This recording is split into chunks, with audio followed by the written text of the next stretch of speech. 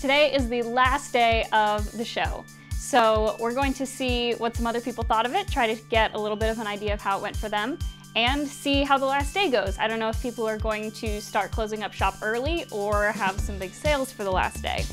So we're gonna see how that is, and then I'll give you my thoughts on the show overall at the end.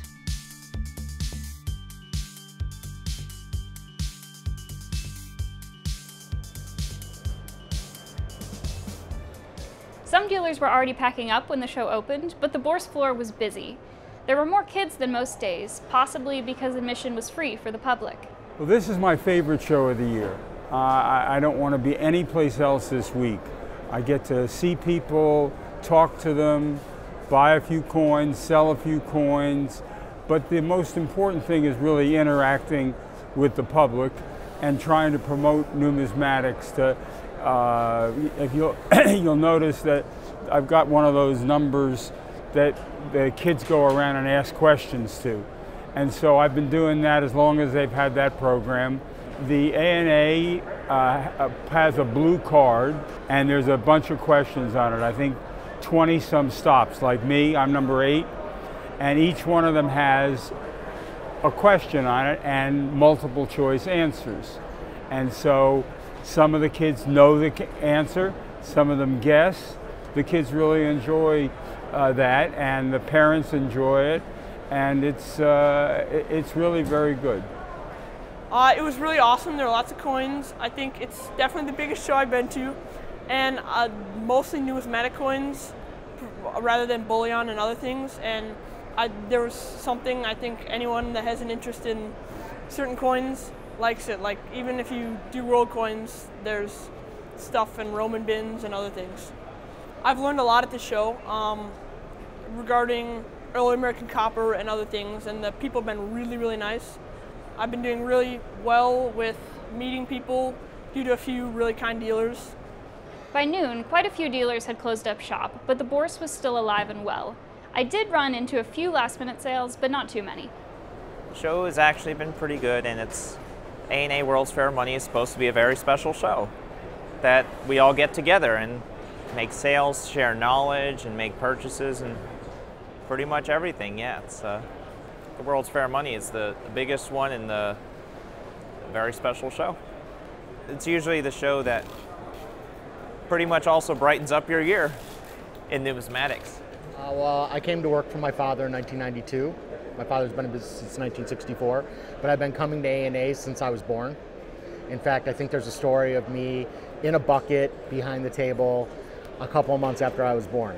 So you can say that I've pretty much been at ANA's my entire life. This show has probably been the best ANA in my feeling, probably in the last 7 to 10 years, something like that, as far as traffic, as far as business, as far as people coming. I mean, I was making a joke on a live video that it was a regional show, and that's typically what ANAs have been.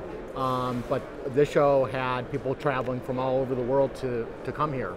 I met all kinds of collectors and dealers from all over.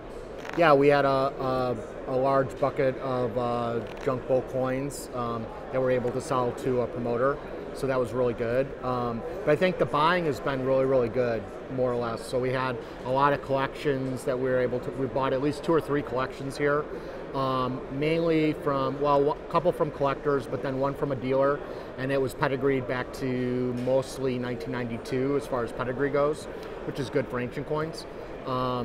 And a couple other really rare, we bought a really unique late Roman gold piece, Dark Ages piece that wasn't even listed in Coin Archives except for just a couple of listings. So that was pretty amazing as well. The show was essentially over by 2:30.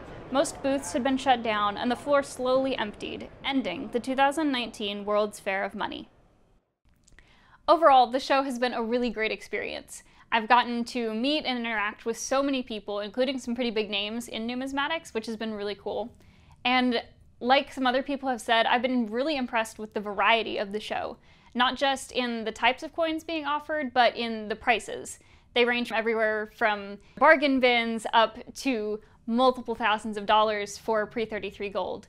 So it's a huge variety. It's also surprised me that most of the transactions that I've seen have been in cash. I've hardly seen anyone using credit cards.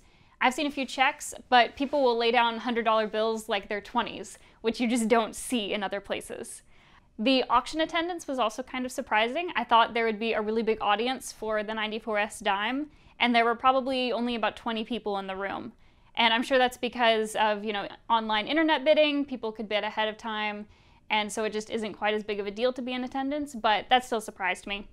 The lines at NGC and PCGS's booths for on-site grading were always low. I don't think I ever saw more than 2 or 3 people waiting for them, which I expected those to be really long lines, so it was really nice to not have to wait when I went to get something graded. At the end, I think that 3 days would probably be a good amount of time to visit the show. That should give you time to cover most of the Bourse floor and look at the exhibits from the ANA and the Mint and the collector exhibits as well. And the collector exhibits are really interesting, and it's a huge variety of things. So that was one of the highlights for the show for me, was to see all the different things on display. But it's been a really amazing experience, and I'm very glad I got to come.